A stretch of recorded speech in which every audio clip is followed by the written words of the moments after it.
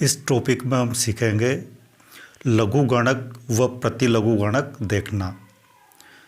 गुणोत्तर माध्य की गणना में सबसे महत्वपूर्ण काम है लघु गणक व प्रतिलघु गणक तालिकाओं में देखकर निकालना।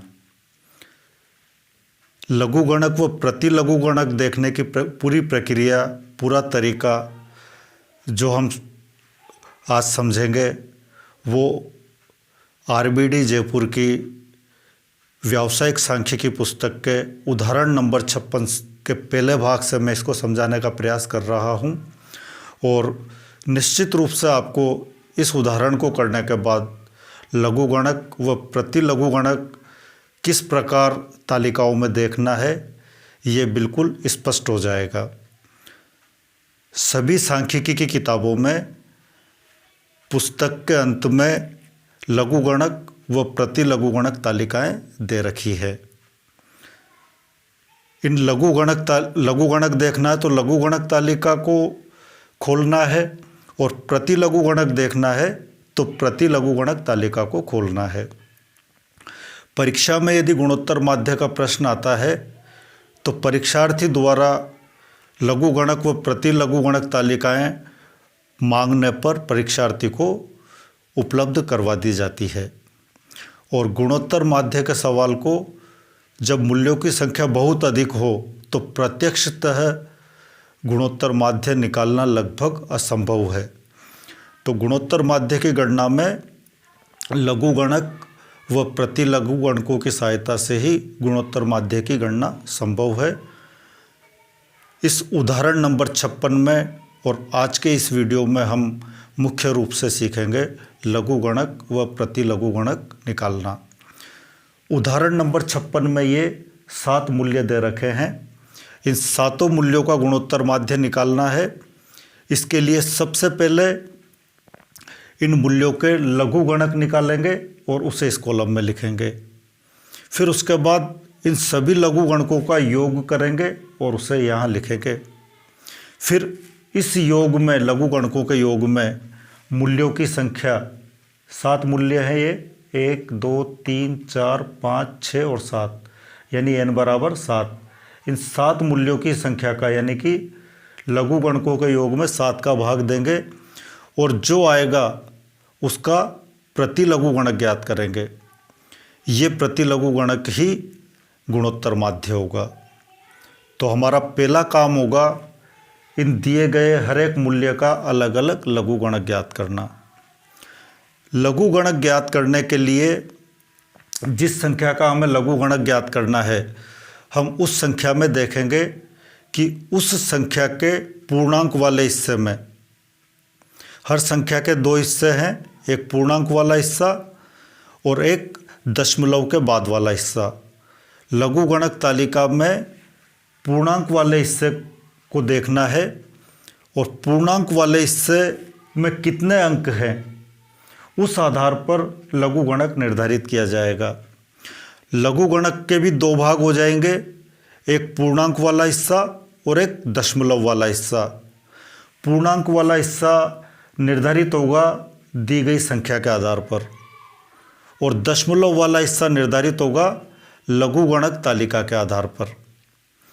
तो सबसे पहले जिस मूल्य का लघु गणक देखना है उस मूल्य का पूर्णांक वाला हिस्सा निर्धारित करना है। इस मूल्य में पूर्णांक की तरफ 3 अंक हैं, 1 7 और 3। अगर 3 अंक हो तो लघु गणक के पूर्णांक वाले हिस्से में 2 लिखेंगे। यदि 4 अंक हो तो लघु गणक के पूर्णांक वाले हिस्से में 3 लिखेंगे। यदि 10 अंक हो, जिस संख्या का लघु गणक देख रहे हैं उस संख्या के पूर्णांक में 10 अंक हो तो लघु गणक के पूर्णांक वाले हिस्से में 9 लिखेंगे। यानी जिस संख्या का लघु गणक देखना है उस संख्या के पूर्णांक वाले हिस्से में कितने अंक हैं, उन अंकों की संख्या से 1 कम लिखा जाएगा लघु गणक के पूर्णांक वाले हिस्से में। 173 में 3 अंक हैं तो लघु गणक के पूर्णांक वाले हिस्से में लिखेंगे 2। 182 में भी 3 अंक हैं, तो इसके भी पूर्णांक वाले हिस्से में लिखेंगे 2। 75 में पूर्णांक की तरफ 2 अंक हैं, तो लघुगणक के पूर्णांक की तरफ लिखेंगे 1। और 5 में पूर्णांक की तरफ 1 ही अंक है, तो यहां पर लिखेंगे 0। और पूर्णांक की तरफ एक भी अंक न हो, पूर्णांक का प्रारंभ 0 से हो और पूर्णांक की तरफ कोई भी 1 से लेकर 9 तक वाला मूल्य नहीं हो, तो उस स्थिति में प्रारंभ ही उस संख्या का यदि दशमलव से हो रहा हो, तो उस कंडीशन में देखेंगे कि दशमलव के पहले स्टार्टिंग में यदि 1 से लेकर 9 तक किसी अंक से शुरुआत है, तो 1 बार लिखेंगे, 1 के ऊपर 1 लाइन। इसका मतलब 1 बार का मतलब है ये एक माइनस का है, ऋणात्मक है ये। यदि पूर्णांक की तरफ एक भी अंक न हो और दशमलव वाले हिस्से का प्रारंभ किसी 1 से लेकर 9 तक संख्या से न होकर 0 से हो रहा हो, तो स्टार्टिंग में कितनी 0 है? अगर 1 0 है तो 2 बार लिखेंगे, 2 0 है तो 3 बार लिखेंगे, और 3 0 है तो 4 बार लिखेंगे। इस संख्या का प्रारंभ 1 0 से हो रहा है और पूर्णांक की तरफ एक भी अंक नहीं है, तो यहाँ पर हम लिखेंगे 2 बार, यानी 2 लिखकर उसके ऊपर एक खड़ी लाइन खींच देंगे, यानी ये 2 माइनस के हैं। फिर 0.8974 के पहले भी पूर्णांक में कोई संख्या नहीं है और पूर्णांक दशमलव का प्रारंभ 0 के अतिरिक्त किसी अंक से हो रहा है, तो इसमें लिखेंगे 1 बार। यानी लघुगणक का पूर्णांक वाला हिस्सा निर्धारित करेंगे उस संख्या के पूर्णांक की तरफ कितने अंक हैं, या दशमलव का प्रारंभ पूर्णांक की तरफ एक भी अंक न हो तो दशमलव का प्रारंभ 0 से हो रहा है या किसी अंक से हो रहा है, उस आधार पर। और इसके बाद जो दशमलव वाला हिस्सा होगा लघुगणकों का, दशमलव के बाद वाला हिस्सा, उसको तालिका से देखा जाएगा। लघुगणक तालिका में जो पहला कॉलम है, लघुगणक तालिका 2 पेज पर दे रखी है किताब में, और पहले कॉलम में 10 से लेकर पहले पेज पर 49 तक है, और लघुगणक तालिका के दूसरे पेज पर पहले कॉलम में 50 से लेकर 99 तक अंकित हैं। हमें जिस संख्या का लघुगणक तालिका में देखना है उसके पहले 2 अंक यानी 17 को 3 पर देखेंगे, यानी लघुगणक तालिका के पहले कॉलम में देखेंगे 17, और ऊपरी ऊपर वाली पंक्ति में लघुगणक तालिका में दे रखा है 0 से लेकर 9 तक, और फिर 1 से लेकर 9 तक। तो पहले 2 अंक तो पहले कॉलम में देख लिए, और फिर उसके बाद का जो अगला अंक है उसको ऊपर वाली पंक्ति से देखेंगे। यहाँ 173 में पहले कॉलम में 17 देख लिया, और उसके बाद 3 है तो ऊपर वाली पंक्ति से 3 को देख लिया। 17 के सामने 3 पर लिखा हुआ है 2380, तो ये इसको दशमलव के बाद लिख दिया जाएगा। 2380।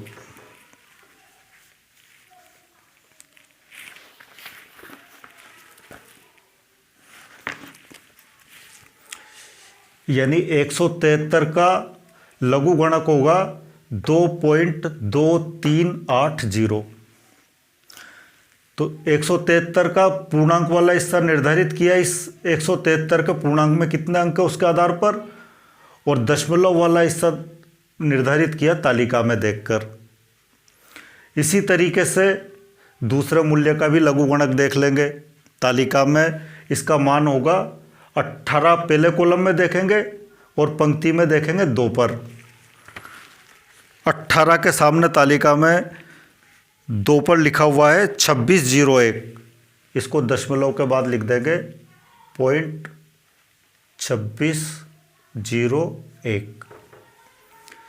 इसी तरीके से 75 के बाद कोई संख्या नहीं है तो लघुगणक तालिका के पहले कॉलम में 75 देखेंगे और दूसरी पंक्ति की तरफ देखेंगे 0, यानी 75 के सामने पंक्ति में 0 पे देखेंगे और यहाँ लिखा हुआ है 8751। तो दशमलव के बाद वाला हिस्सा हो जाएगा 75 का 8751। इसके बाद 5 एक अकेला अंक है और इस टेबल में पहला अंक 10 से लेकर 99 तक है। तो 5 इस पहले कॉलम में कहीं भी नहीं है, तो 5 के स्थान पर हम देखेंगे 50 को।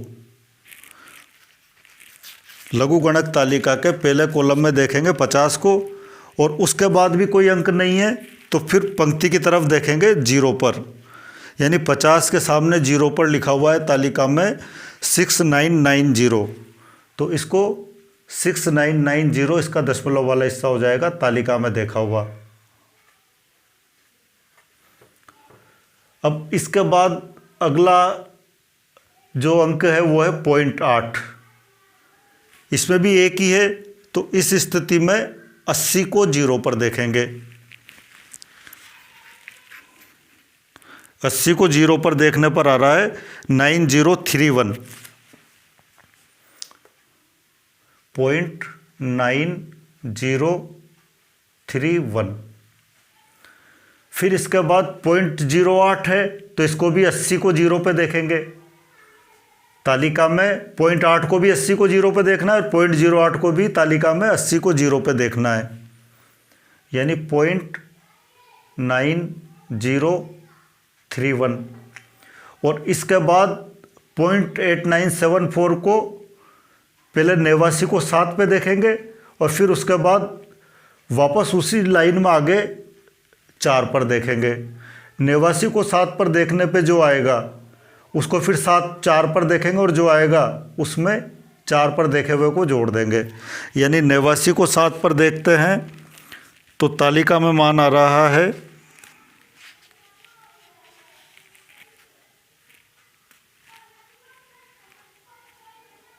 89 को 7 पर देखने पर तालिका में मान है 9528।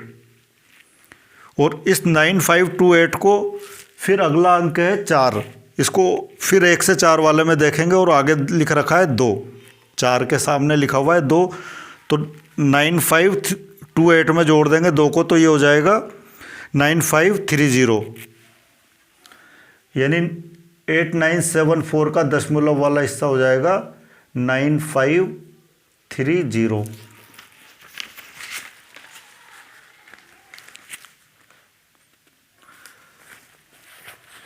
इन सब मूल्यों का लघुगणक देखने के बाद इन लघुगणकों का योग किया जाएगा।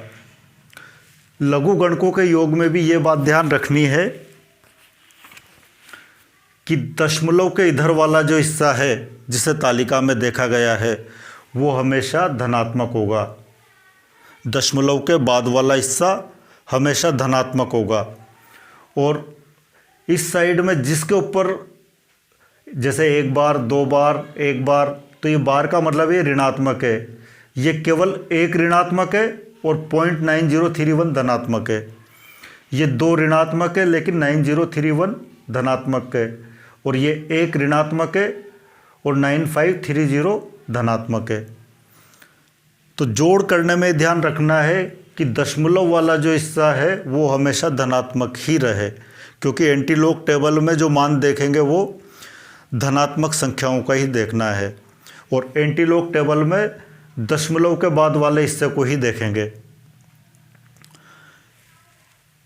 और दशमलव के बाद वाला हिस्सा धनात्मक रहे तो इसके लिए हमें ये ध्यान रखना है कि इन ऋणात्मक संख्याओं का अलग जोड़ कर लो। इस प्रश्न में ऋणात्मक संख्याओं का जोड़ हो गया है 1 + 2 + 1 = 4, यानी ऋणात्मक संख्याएं कितनी है? ऋणात्मक संख्याओं का योग है 1 + 2 = 3 + 1 = 4। तो माइनस की संख्या होगी आपके 4, और बाकी की सारी जो दशमलव के इधर वाली और ये ऊपर वाली है, ये सारी धनात्मक है। इन धनात्मक का योग अलग कर लो, और धनात्मक का योग इस प्रश्न में आएगा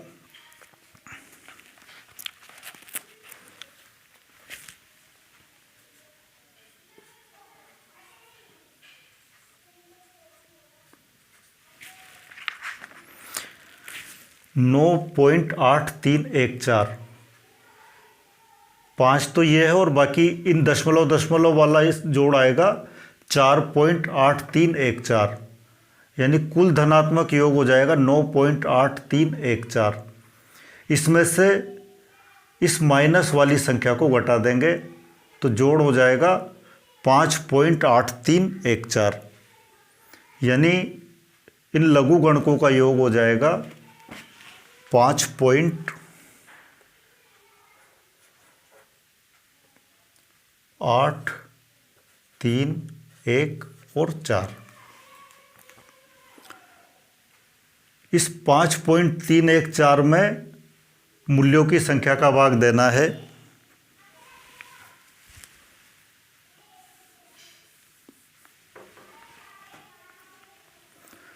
यहाँ पर गुणोत्तर माध्य बराबर हो जाएगा ज्योमेट्रिक मीन बराबर एंटीलोग सिग्मा लोग x बटा n, यानी मूल्यों के योग में n का भाग देंगे मूल्यों की संख्या का और उसका एंटीलोग निकालना है। जो एंटीलोग आएगा वो ज्योमेट्रिक मीन होगा। मूल्यों के लघु गणकों का योग है 5.8314, यानी एंटीलोग बराबर हो जाएगा 5.8314 और मूल्यों की संख्या n बराबर है 7 मूल्य हैं श्रेणी में, यानी n बराबर 7। भाग देते समय भी ये ध्यान रखना है कि दशमलव के इधर वाला हिस्सा कभी भी ऋणात्मक नहीं हो। अगर इधर वाली संख्या ऋणात्मक है तो उसको अलग विभाजित करेंगे और इधर वाली संख्या को अलग विभाजित करेंगे। यहाँ पूरी धनात्मक है इसलिए 5.8314 में एक साथ भाग दे दिया जाएगा और जो आएगा भाग देने के बाद उसका एंटीलोग देखा जाएगा।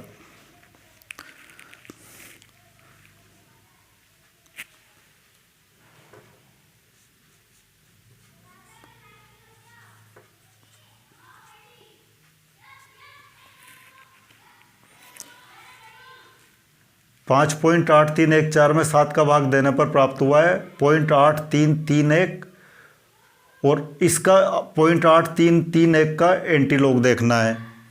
इसके लिए एंटीलोग टेबल को खोल लो और एंटीलोग टेबल में 0.00 यानी दशमलव वाले हिस्से को ही देखना है। यहाँ चूंकि पूर्णांक में कोई संख्या नहीं है, अगर पूर्णांक में संख्या दे रखी होती तो उसको टेबल में नहीं देखना है, टेबल में केवल दशमलव वाले हिस्से को ही देखना है। इस एंटीलोग टेबल में 0.00 से लेकर 0.99 तक पहले कॉलम में दे रखा है।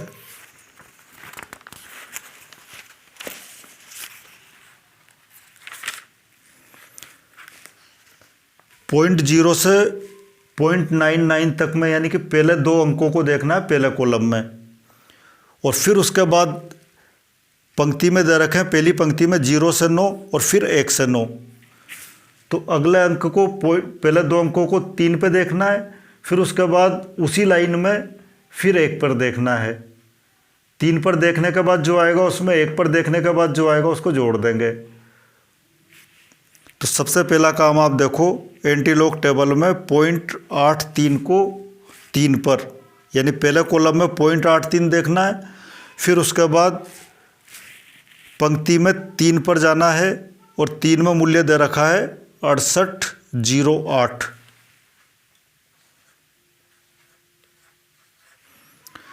यानी 0.83 को 3 पर देखा तो आया 6808 और फिर इसके बाद इसको वापस 1 पर देखना है ऊपर की पंक्ति में, आगे जो 1 से 9 दे रखे हैं उसमें, और उसमें दे रखा है 2।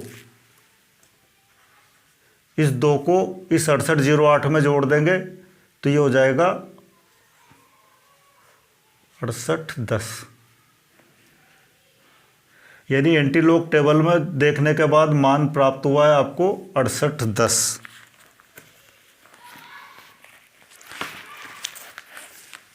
इस 6810 के कितने अंक पूर्णांक की तरफ रखे जाएंगे और कितने अंक दशमलव की तरफ रखे जाएंगे, ये डिसाइड होगा कि जिस संख्या का प्रति लघुगणक देखा है उस संख्या के पूर्णांक में क्या लिखा हुआ है।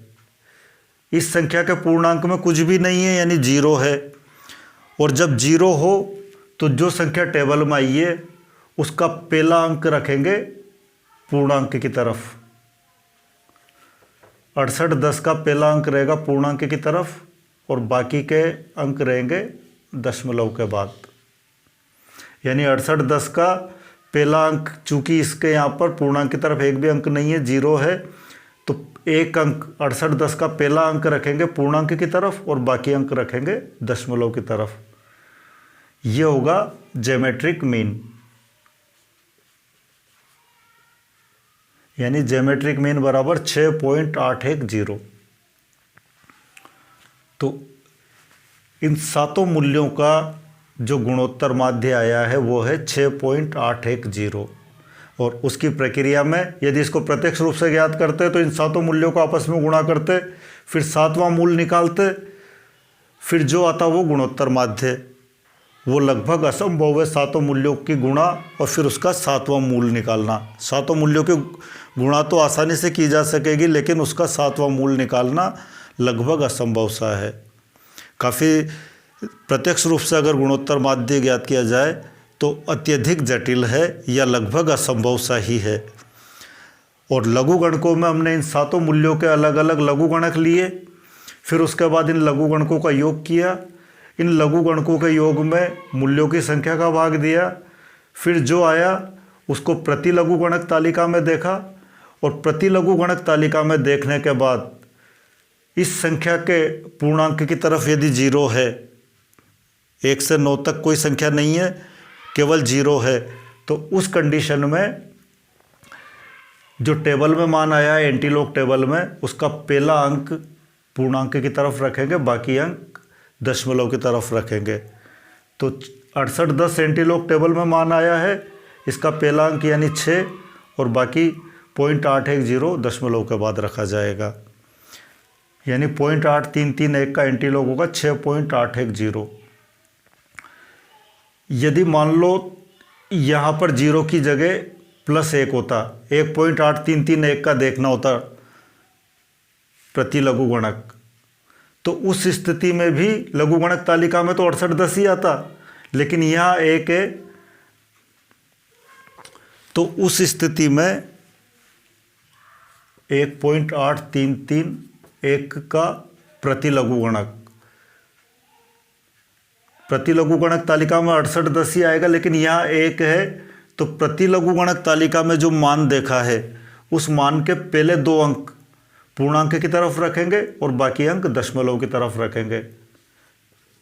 यानी प्रति लघुगणक तालिका के पहले 2 अंक हैं 68, जिसे पूर्णांक की तरफ रखेंगे और बाकी के अंकों को दशमलव की तरफ रखेंगे। यानी 68.10 यदि इधर 1 होता तो, यदि यहाँ पर 2.8331 का देखना होता तो उसका लघुगणक हो जाता 681। जैसे 2.8331 को देखना है, ये इसका प्रति लघुगणक देखना है एंटीलॉग अगर ये है, तो ज्योमेट्रिक मीन क्या हो जाएगा 68.10, और 2.8331 है तो ज्योमेट्रिक मीन बराबर हो जाएगा इसके पहले 3 अंक यानी 681 रखेंगे इधर। और इसी तरीके से अगर यहाँ पर एंटीलॉग के पूर्णांक में अगर 3 होता, 3.8331, टेबल में तो हमेशा दशमलव वाले हिस्से को ही देखना है, और उस संख्या के अंक उतने ही रखने, अगर 3 है तो यहाँ पर अंक रखेंगे 4 अंक। इस टेबल में 6810 है तो ये गुणोत्तर माध्य हो जाएगा 6810। अगर मान लो एंटीलॉग 4.8331 का देखना हो तो उस कंडीशन में टेबल में तो मान आएगा 6810, लेकिन यहाँ 4 है तो इसके 5 अंक हमको पूर्णांक की तरफ रखना है और टेबल में केवल 6810 तक ही आ रहा है तो फिर पूर्णांक की तरफ एक बिंदी और लगा दी जाएगी, यानी ज्योमेट्रिक मीन हो जाएगा उस स्थिति में 68100, यानी 4.8331 का ज्योमेट्रिक मीन बराबर हो जाएगा 68100। इसी तरीके से अगर 5.8331 का ज्योमेट्रिक मीन देखना हो तो ज्योमेट्रिक मीन हो जाएगा 6,81,000। इसी तरीके से ज्योमेट्रिक मीन अन्य एंटीलॉग का भी देख लिया जाएगा, यानी टेबल में तो केवल दशमलव वाले हिस्से को ही देखेंगे एंटीलॉग टेबल में, और जो आएगा उसके कितने अंक पूर्णांक की तरफ रखने हैं और कितने अंक दशमलव की तरफ रखने हैं, ये डिसाइड होगा टेबल में जिस संख्या का हम देख रहे हैं प्रतिलघु गणक, उसके पूर्णांक में क्या लिखा हुआ है। अगर मान लो पूर्णांक में एक बार अगर लिखा हुआ है 1.8331 लिखा हुआ है, इसका ज्योमेट्रिक मीन देखना हो तो उस कंडीशन में टेबल में मान वही 6810 ही आएगा। लेकिन अगर स्टार्टिंग एक बार का मतलब -1 है तो टेबल में देखे हुए मान के दशमलव पूर्णांक की तरफ तो एक भी अंक नहीं आएगा और दशमलव का प्रारंभ भी 0 से होगा, यानी 0.06810।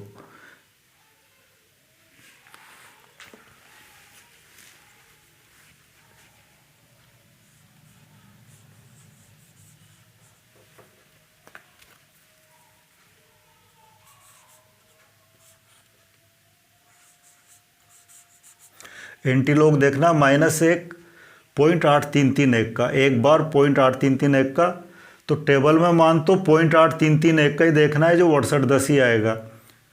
और चूंकि स्टार्टिंग इसकी पूर्णांक की तरफ एक भी धनात्मक संख्या नहीं है बल्कि एक माइनस है, तो दशमलव वाले हिस्से को 0 से शुरू करेंगे, यानी इसका ज्योमेट्रिक मीन होगा 0.06810। अगर 2 बार होता तो फिर स्टार्टिंग 2 0 से करते, यदि 3 बार होता तो स्टार्टिंग 3 0 से करते।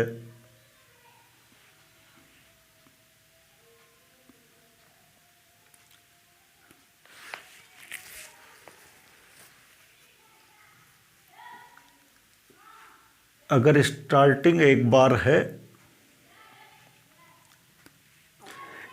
है तो स्टार्टिंग दशमलव से करेंगे, और 2 बार है तो 1 0 लगाकर करेंगे।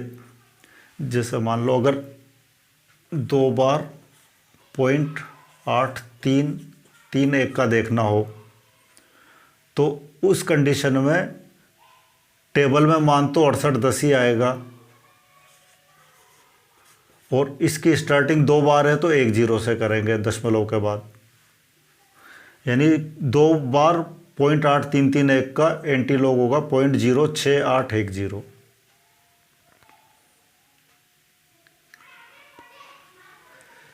इसी तरीके से अन्य संख्याओं के भी लघुगणक और प्रतिलघुगणक देख लिए जाएंगे।